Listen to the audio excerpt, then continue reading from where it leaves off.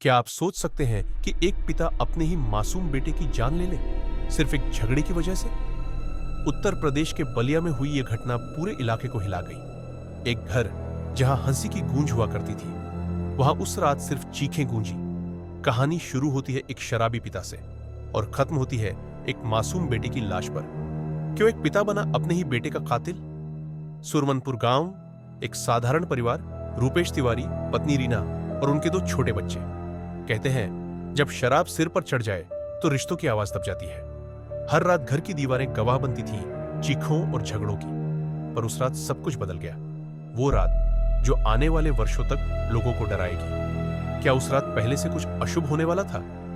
रूपेश घर लौटा, नशे में धुत। बात छोटी थी, लेकिन शराब ने उसे आग बना दिया। रीना और उनके पिता डरकर घर से निकल गए और पीछे रह गए 2 मासूम बच्चे, जिनकी आंखों में अब भी उम्मीद बाकी थी। लेकिन वही उम्मीद अगले कुछ मिनटों में खामोश हो गई। क्या कभी शराब इंसान से इंसानियत छीन लेती है? रूपेश ने गुस्से में उठाया चाकू और वार कर दिया अपने ही 1 साल के बेटे कीनू पर। एक पल में सब खत्म।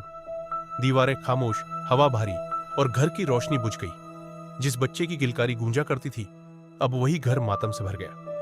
क्या कोई नशा इतना गहरा हो सकता है कि इंसान पिता रह ही न जाए? सुबह जब रीना और उनके पिता लौटे तो सामने पड़ा था कीनू का निर्जीव शरीर। एक मां ने अपने ही बच्चे को खून में लथपथ देखा। अस्पताल की दौड़ शुरू हुई, लेकिन रास्ते में ही सब खत्म हो गया। एक परिवार उजड़ गया, एक मां की दुनिया रुक गई। उस सड़क पर सिर्फ एक शरीर नहीं, एक मां की उम्मीद भी दम तोड़ गई थी। पुलिस पहुंची और रूपेश को मौके से गिरफ्तार किया गया। चाकू बरामद हुआ, वही हथियार जिसने पिता के हाथों को खून से रंगा था। गांव वाले हैरान थे, लेकिन किसी ने कुछ नहीं कहा, क्योंकि सच यही था, सब जानते थे, पर किसी ने रोकने की कोशिश नहीं की। कभी कभी सबसे बड़ा अपराध वो नहीं जो होता है, बल्कि वो जो रोका नहीं जाता। पड़ोसी कहते हैं, हमने कई बार सुना था, लेकिन सोचा ये उनका पारिवारिक मामला है। यही सोच बन जाती है अनगिनत अपराधों की जड़। रीना अब अकेली है, टूटे सपनों और खोई जिंदगी के साथ। उसके चेहरे की हर लकीर अब एक सवाल बन चुकी है। कभी कभी सबसे दर्दनाक आवाज वो होती है जो कोई सुनना ही नहीं चाहता। ये सिर्फ एक कहानी नहीं, एक चेतावनी है। देश भर में शराब, घरेलू हिंसा और गुस्से की आग हजारों घरों को जला रही है। हम सबके आसपास कोई ना कोई रीना है जो चुप है, और जब तक ये चुप्पी टूटेगी नहीं, तब तक ऐसे किस्से लिखे जाते रहेंगे। जब चुप्पी गुनाह बन जाए, तब बोलना इंसानियत बन जाता है। अब रूपेश तिवारी जेल में है, मुकदमा चल रहा है, लेकिन क्या कानून इस दर्द को मिटा पाएगा?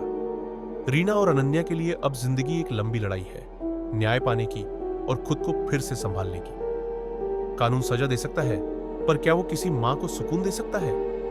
किनू की मुस्कान अब सिर्फ तस्वीरों में है, पर उस मुस्कान में छिपा है एक संदेश कि किसी भी घर में उठती चीखों को अनसुना मत करो, क्योंकि आज जो किसी और का दर्द है, वो कल तुम्हारे दरवाजे तक भी आ सकता है। अगर अब भी नहीं जागे, तो अगली कहानी किसी और किनू की होगी।